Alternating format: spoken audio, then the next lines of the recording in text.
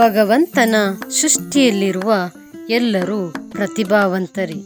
ಪ್ರತಿಯೊಬ್ಬರಲ್ಲೂ ದೇವರು ಪ್ರತಿಭೆಯನ್ನಿಟ್ಟಿರುತ್ತಾನೆ. ಅದನ್ನು ಹೊರತೆಗೆಯುವ ಪ್ರಯತ್ನ ನಾವು ಮಾಡಬೇಕು. ಹಾಗೆ ನಮ್ಮ ಸುಳ್ಯದ ಬಹುಮುಖ ಪ್ರತಿಭೆ ಹೊಂದಿರುವ ಹಸನ್ಮುಖಿ ಯುವಕ ಶ್ರೀ ಉದಯ ಭಾಸ್ಕರ್ ಅವರನ್ನು ಪರಿಚಯಿಸುವ ಸೌಭಾಗ್ಯ ನನ್ನದು. ಶ್ರೀಯುತರು ಪೆರಾಜೆ ಗ್ರಾಮದ ಕುಂಬಳಚೇರಿಯಲ್ಲಿ ಜನಿಸುತ್ತಾರೆ. ತಂದೆ ದಿ ನಾರಾಯಣಾಚಾರ್ಯ, ತಾಯಿ ಶ್ರೀಮತಿ ಸುಶೀಲ. ಬೆಳೆಯುವ ಸಿರಿ ಮೊಳಕೆಯಲ್ಲಿಯೇ ಎಂಬಂತೆ ಇವರು ಹೈಸ್ಕೂಲು ವಿದ್ಯಾಭ್ಯಾಸ ಮಾಡುತ್ತಿರುವಾಗಲೇ ಪ್ರಬಂಧ ಲೇಖನಗಳನ್ನು ಬರೆಯುತ್ತಿದ್ದರು. ಕನ್ನಡ ಅಧ್ಯಾಪಕರಾದ ವೇಣುಗೋಪಾಲ ಮಾಸ್ತರ್ ಇವರು ಸ್ಫೂರ್ತಿ ನೀಡುತ್ತಿದ್ದರಂತೆ. ಕನ್ನಡ, ಮಲಯಾಳಂ, ತುಳು, ಅರೆಭಾಷೆ 4 ಭಾಷೆಗಳಲ್ಲಿ ಸಾಹಿತ್ಯ ರಚನೆ ಮಾಡುವ ನೈಪುಣ್ಯತೆ ಇವರಿಗೆ ಸಿದ್ಧಿಸಿದೆ. ಕತೆ, ಕವನ, ಹನಿಗವನ, ಲೇಖನ ಮೊದಲಾದ ಪ್ರಕಾರಗಳಲ್ಲಿ ಸಾಹಿತ್ಯ ರಚನೆ ಮಾಡುತ್ತಿದ್ದಾರೆ. ಅತ್ಯಂತ ಲಯಬದ್ಧವಾಗಿ ಕವನ ವಾಚನ ಮಾಡುತ್ತಾರೆ. ಆಕಾಶವಾಣಿ ಮಂಗಳೂರು ಮತ್ತು ಅನೇಕ ಕವಿಗೋಷ್ಠಿಗಳಲ್ಲಿ ಭಾಗವಹಿಸಿರುತ್ತಾರೆ. ಸ್ವಸಹಾಯ ಸಂಘಗಳ ತ್ರೈಮಾಸಿಕ ಸಭೆಗಳಲ್ಲಿ ಸಂಪನ್ಮೂಲ ವ್ಯಕ್ತಿಗಳಾಗಿ ಭಾಗವಹಿಸಿದ್ದಾರೆ. ಎಳೆಯ ಮಕ್ಕಳ ಜೊತೆ ಮಕ್ಕಳಾಗುವ ಉದಯ ಭಾಸ್ಕರ್ ಹಾಸ್ಯ ಪ್ರವೃತ್ತಿ ಉಳ್ಳವರು. ಇವರ ಒಡನಾಟ ಆತ್ಮೀಯತೆಯು ಸುಂದರ ಕಾವ್ಯದಂತಿದೆ. ಅತ್ಯಂತ ಕ್ರಿಯಾಶೀಲರು, ಸಂಘಟಕರು, ಇತರರಿಗೆ ಸಹಾಯ ಹಸ್ತವನ್ನು ಚಾಚುತ್ತಾರೆ. ಮಕ್ಕಳ ಬೇಸಿಗೆ ಶಿಬಿರದಲ್ಲೂ ಭಾಗಿಯಾಗಿದ್ದಾರೆ. ಸಾಹಿತ್ಯ ಕೃಷಿ ಅಲ್ಲದೆ ಕಾರ್ಯಕ್ರಮ ನಿರೂಪಣೆ ಮಾಡುವುದರಲ್ಲಿ ನಿಸ್ಸೀಮರು. ಸ್ಪಷ್ಟ ಉಚ್ಚಾರ ಇವರ ಶಕ್ತಿಯಾಗಿದೆ.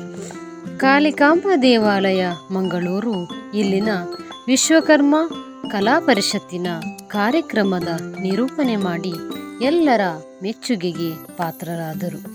ಶ್ರೀಯುತರು ಕತೆಗಾರ, ಕವಿ, ಸಂಘಟಕರಾಗಿದ್ದಾರೆ. ಅಮೃತಗಂಗಾ ರಕ್ತನಿಧಿ ಸುಳ್ಯ ಎಂಬ ಸಂಸ್ಥೆಯನ್ನು ಹುಟ್ಟುಹಾಕಿದ್ದಾರೆ. ಅದೆಷ್ಟೋ ಜೀವಗಳ ರಕ್ಷಣೆಯನ್ನು ಮಾಡುತ್ತಿದ್ದಾರೆ.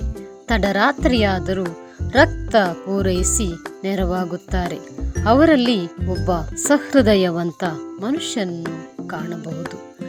ಕಾಳಿಕಾಂಬ ವಿನಾಯಕ ದೇವಸ್ಥಾನ ಮಂಗಳೂರು ಇಲ್ಲಿನ ವಿಶ್ವಕರ್ಮ ಕಲಾ ಪರಿಷತ್ತಿನ ಸಮರ್ಪಣಂ ಕಲೋತ್ಸವ 2024 ಅಯೋಧ್ಯೆಯ ರಾಮಲಲ್ಲಾ ವಿಗ್ರಹದ ಶಿಲ್ಪಿ ಶ್ರೀ ಅರುಣ್ ಯೋಗಿರಾಜ್ ಜಿ ಗೌರವ ಅಭಿನಂದನಾ ಸಮಾರಂಭದಲ್ಲಿ ಶ್ರೀ ಅರುಣ್ ಯೋಗಿರಾಜ್ ಅವರಿಗೆ ಗೌರವ ಸಮರ್ಪಣೆಯಾಗಿ ಯಕ್ಷ ಕಾವ್ಯ ನೃತ್ಯಾಭಿನಂದನೆಯಲ್ಲಿ ಉದಯ ಭಾಸ್ಕರ್ ರವರ ಕಾವ್ಯ ಪ್ರಸ್ತುತಗೊಂಡಿತು.